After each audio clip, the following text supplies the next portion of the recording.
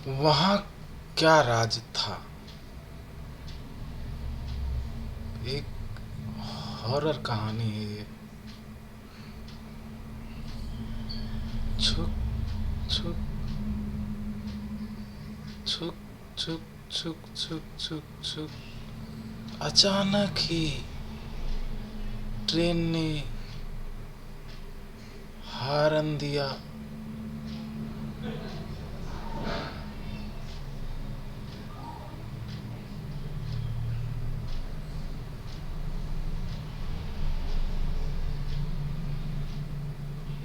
अमन समझ गया कि शायद कोई स्टेशन आ गया है। वो अपने स्लीपर डिब्बे में से झांक कर देख रहा था। सुजानगढ़, हाँ, यही नाम लिखा हुआ था स्टेशन पर। आज दोपहर की ट्रेन से ही वो नवलगढ़ के लिए निकला था। पुरातत्व विभाग में कंस्ट्रक्शन विभाग का अधिकारी था वो। कल ही बड़े अफसर ने उसे अपने केबिन में बुलाया था। वो जानते थे कि अमन को अजीबो गरीब जगह पर काम करना कितना एक्साइटेड करता है। वो पूरे जोश के साथ वहाँ काम करता है, खासकर जहाँ भूत प्रेत जैसे बातें प्रसिद्ध हो, उस जगह के लिए। वहाँ पर अमन बड़े ही मन लगाकर काम करता है। बस उसके इसी शौक को जानते हुए बड़े अफसर ने उसे अपने केबिन में बुलाया।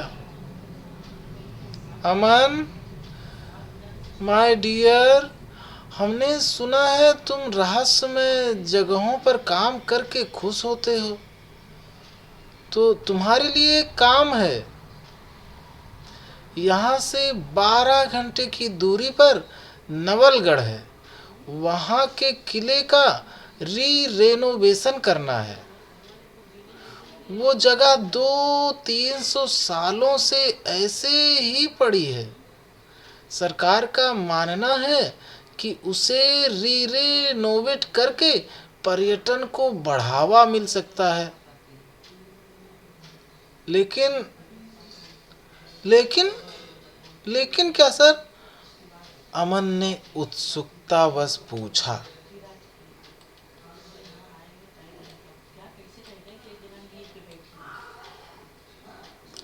उस जगह के लिए ये प्रसिद्ध है कि वहाँ न जाने क्या है। जो भी उस किले की मरम्मत के लिए जाता है वो वहाँ पर काम नहीं कर पाता, या तो वो छोड़कर भाग आता है या फिर अपना मानसिक संतुलन खो बैठता है। तुमसे पहले भी बहुत से अफसर वहाँ गए हैं, लेकिन कोई भी वहाँ टिक नहीं पाया। ओके सर, तो ये था। लेकिन का मतलब? ओके सर, तो ये था लेकिन का मतलब। आपने बहुत ही सही इंसान को चुना है इस काम के लिए। हम वहाँ जाएंगे हम वहाँ जाएंगे भी और काम भी करके दिखाएंगे।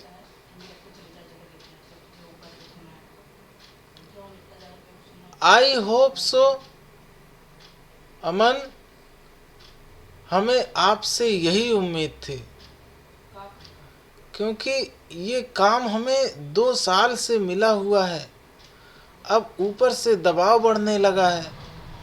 सरकार भी पूछताछ कर रही है कि इतनी बढ़िया लोकेशन पर वो किला होने पर भी वो इतने सालों से वीरान पड़ा है।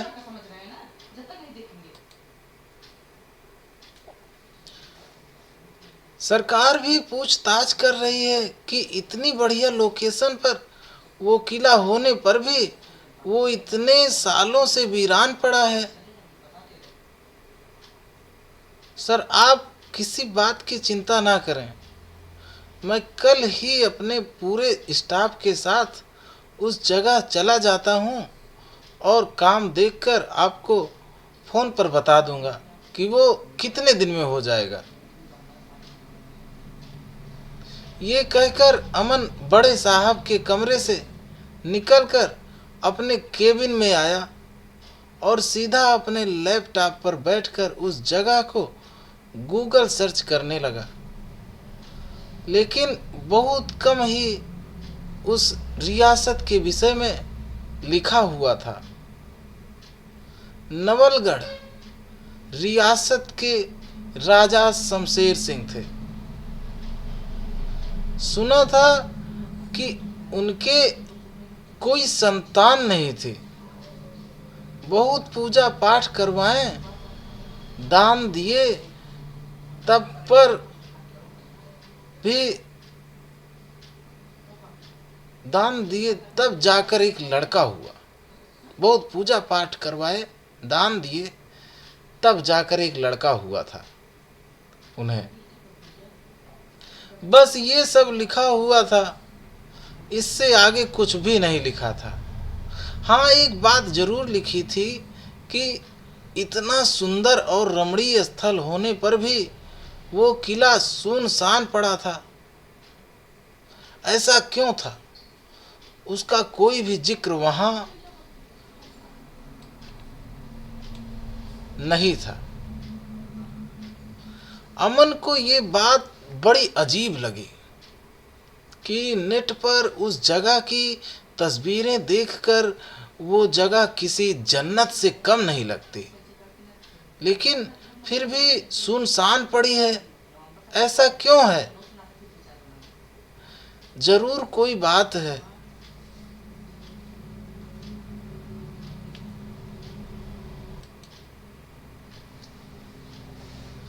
जरूर कोई बात है उस जगह में जिसका जिक्र भी इंटरनेट पर नहीं है। अब तो जाकर ही पता चलेगा कि आखिर क्या राज है उस जगह। मैं जो कोई भी अधिकारी वहां ज्यादा समय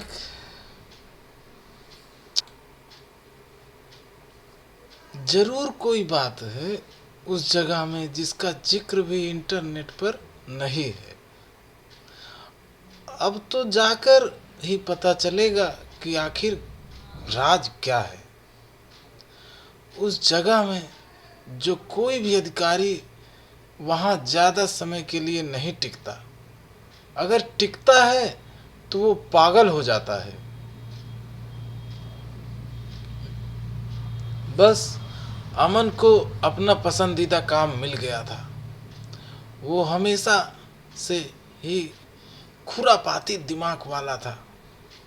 उसकी माँ अक्सर उसे डांटती थी कि क्या तुम सारा दिन भूत प्रेत से संबंधित जानकारी और फिल्म किताबें पढ़ते रहते हो।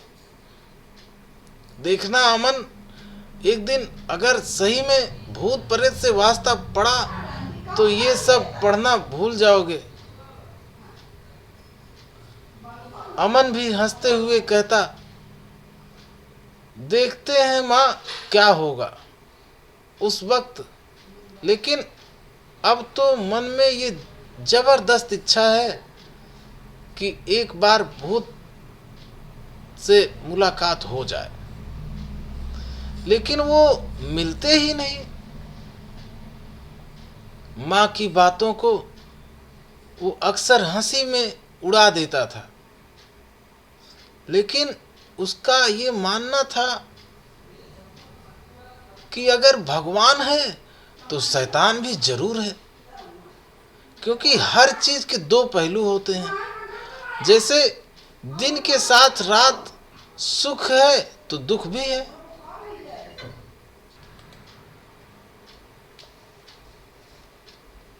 हर चीज के दो पहलू होते हैं। जैसे दिन के साथ रात सुख है तो दुख भी है, तो फिर भगवान है तो शैतान भी है। इसी तरह दुनिया में जिसके चलते वो कभी कभार तांत्रिक ओझाओं के यहाँ भी जाया करता था, उनसे ये विद्या सीखने के लिए। एक जनूनी हद तक अमन में इन विद्याओं को सीखने की चाह थी। साथ ही एक मंदिर माँ भगवती के में भी वो जाता था।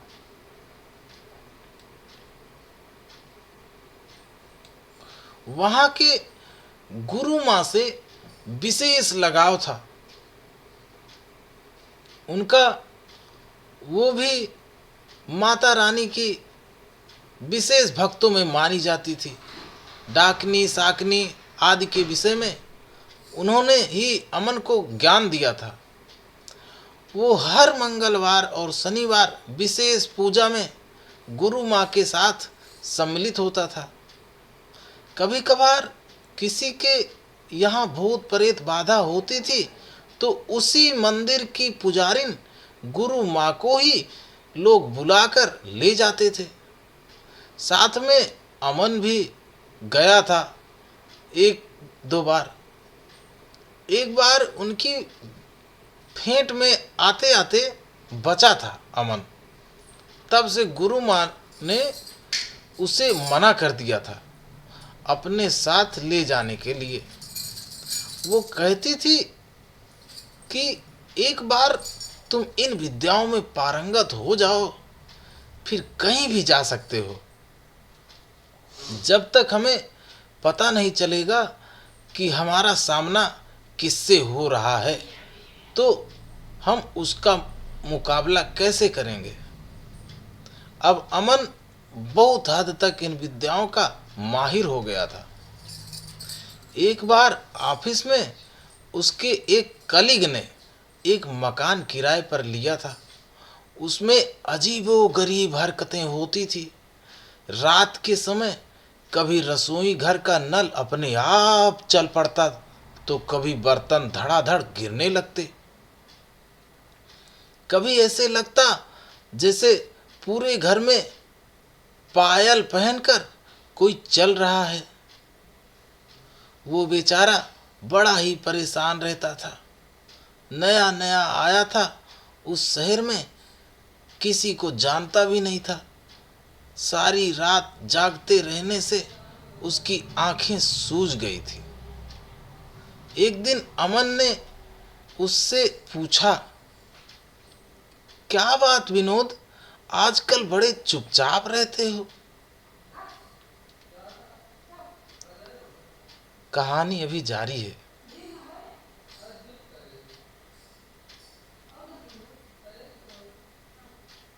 क्या राज होगा उस जगह में जहां अमन जा रहा है? आइए आगे के भागों में जाने। रहस्य परत दर परत खुलते जाएंगे।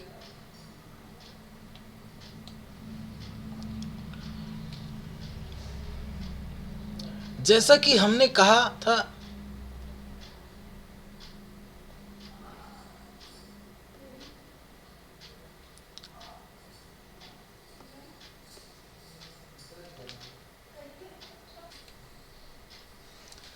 विनोद कल संडे है इसलिए ऑफिस तो जाना नहीं है। आज शनिवार की रात है। आज तुम्हारी जगह मैं सोऊंगा तुम्हारे घर में, और मैं देखता हूं कि आखिर क्या है उस घर में। अमन ने विनोद को ढाढ़स बंधाया और अपने केबिन में आ गया। शाम को 5 बजे अमन ने विनोद को अपनी बाइक पर बैठाया और अपने घर की ओर चल पड़ा। पहले विनोद को अपने घर छोड़कर और माँ से उसका परिचय करवाकर अपने कमरे में ले गया और बोला, विनोद आज तुम यहीं सोना, मैं कुछ जरूरी सामान लेकर तुम्हारे घर जा रहा हूं। यह कहकर अमन ने कुछ जरूरी सामान जैसे गंगा जल, अलौकिक स्वास्तिक, माता रानी की मूर्ति और एक स्फटिक माला अपने झोले में लेकर वो विनोद के घर के लिए चल पड़ा। अमन थोड़ी ही देर में विनोद के घर के आगे खड़ा था। अमन ने सोचा पहले आस पड़ोस से इस घर के विषय में पूछना चाहिए, इसलिए उसने उस मकान के बिल्कुल सामने एक चाय की टपरी थी, वहां जाकर चाय वाले से एक कप चाय बनाने को कहा और सामने पड़े बेंच पर बैठ गया। उस मकान की ओर देखते हुए उसने चाय वाले से पूछा, और भाई कितने सालों से यहाँ चाय का काम कर रहे हो? साहब, जब ये जगह बिल्कुल उजाड़ थी तभी से मैं अपनी चाय की दुकान चला रहा हूँ। फिर तो तुम आसपास के घरों के विषय में सब कुछ जानते होंगे। हाँ साहब, तकरीबन सभी घरों के विषय में जानता हूँ। तो फिर ये सामने वाले घर में ऐसा क्या है कि यहाँ रात को कोई सो नहीं पाता?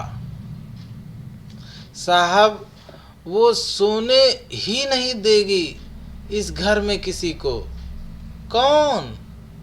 वही जिसके ऊपर दुनिया के जितने जुल्म होते हैं वो सब किए गए थे। आखिरकार जब उसकी सांसें थम गई तब जाकर इस घर के लोगों को चैन मिला। काका, जरा खुलकर बताओ ना कि क्या हुआ था उसके साथ। साहब, ये मकान बद्री प्रसाद जी का था। बेचारे बहुत सीधे साधे इंसान थे। कितनी ही बार घर वाली से दुखी होकर मेरी दुकान पर चाय पीने आते थे। उनकी घरवाली क्या थी बस पूछो ही मत। कला का दूसरा नाम थी। सारा दिन उनके घर से चीखने चिल्लाने की आवाजें आती रहती थी। एक ही बेटा था उनका, एक नंबर का बिगड़ैल और अयास। माँ का पूरा हाथ था उसको बिगाड़ने में। बद्री प्रसाद जी के एक दोस्त थे, बड़े ही सज्जन पुरुष थे। उनकी बेटी रजनी को उन्होंने अपने बेटे के लिए पसंद कर लिया था। बस गलती यही हो गई कि उन्होंने लड़के की सगाई बिना बेटे और पत्नी की मर्जी पूछे बगैर ले ली थी, क्योंकि उन्होंने रजनी को देखा था बड़ी ही सुंदर, सुशील और घर को जोड़कर रखने वाली लड़की थी। उन्होंने सोचा कि अगर रजनी बिटिया इस घर में आ गई तो हो सकता है उसके गुणों के आगे ये माँ बेटा अपनी हरकतों को छोड़ दे। लेकिन भगवान को तो कुछ और ही मंजूर था। रजनी ब्याह करके इस घर में आई तो आते ही उसके दुख के दिन शुरू हो गए। वो उन माँ बेटे को रत्ती भर भी पसंद नहीं थी।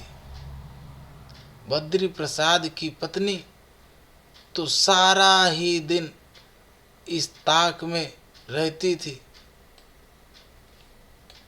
कि ये कुछ गलती करे और वो अपने बेटे के हाथों उसे ऐसी मार मरवाए कि उसे नानी याद आ जाए।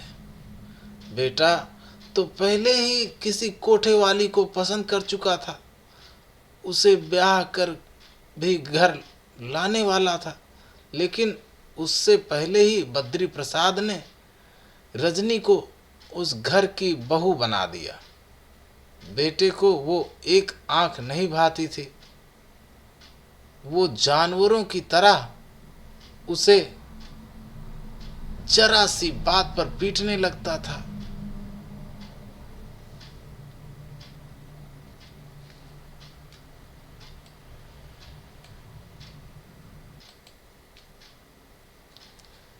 कहानी अभी जारी है। अमन ने सोचा कि गाड़ी समय पर ही है, शायद 11:30 बजे के आसपास वो नवलगढ़ पहुंच जाएगा। उसने अपने स्टाफ को दूसरी गाड़ियों से कंस्ट्रक्शन का सामना देकर पहले ही रवाना कर दिया था। विनोद भी उन लोगों के साथ था, क्योंकि रास्ते में सारे स्टाफ और सामान की देखभाल विनोद के ही जिम्मे थी। वो सुबह 11 बजे ही नवलगढ़ के लिए निकल गए थे। शायद वो अमन के वहाँ पहुँचने से पहले ही वहाँ पहुँच जाएंगे। अमन ने उससे कहा था कि जब वो वहाँ पहुँच जाए तो उसे कॉल कर ले। आगे की क्या प्लानिंग करनी है वो उसे बाद में बताएगा। गाड़ी की रफ्तार धीमी हो गई थी, क्योंकि स्टेशन आने वाला था। वहाँ 2 मिनट के लिए गाड़ी रुकी और फिर से ट्रेन ने सीटी बजा दी। अमन जब गाड़ी रुकी थी तो वॉशरूम के लिए अपने डिब्बे से निकलकर चला गया था। जब वापस आया तो ट्रेन धीरे धीरे रफ्तार पकड़ रही थी। तभी अमन की नज़र उसके डिब्बे की खिड़की से लटकती एक औरत पर पड़ी। वह जोर से चीखा, सुनो, ऐसे खिड़की से मत लटको, गिर जाओगी। तुम्हें कहाँ जाना है? अंदर डिब्बे में आ जाओ। मुझे लगता है तुम्हारे पास टिकट नहीं है, इसलिए तुम ऐसे खिड़की से लटकी हुई हो। वो कोई राजस्थानी वेशभूषा पहने हुई थी। बड़ी ही मासूम सी लग रही थी। ऐसे लग रहा था जैसे उसकी आंखों में बहुत से सवाल हों और वो उनका उत्तर ढूंढ रही हो। अमन खो सा गया उसकी झील सी आंखों में। अमन को जब होश सा आया तो उसने देखा वो लड़की कभी की उसके डिब्बे में आकर बैठ गई थी। वो नीचे फर्श पर बैठी थी। तभी अमन ने जैसे ठंड की वजह से अपने दोनों हाथों को मसला तो उसे महसूस हुआ कि उसके नाखून बढ़े हुए हैं। तो उसने अपनी शेविंग किट से नेल कटर निकाला और नाखून काटने लगा। तभी वो लड़की एकदम से बोली, ना बाबू सा, थे यो के करियो हो, रात होते पीछे नाखून ना काटया करो। मेहारी माँ सा कहया करे थी कि रात ने जो लोंगा नूह काटया करो, ना तो उसके पाछे भूतनी लग जावे हैं। नहीं बाबू साहब, आप ये क्या कर रहे हैं? रात को नाखून नहीं काटने चाहिए। हमारी माँ कहती थी कि रात को नाखून काटने से भूतनी पीछे पड़ जाती है। अमन आश्चर्य से उसकी ओर देखने लगा।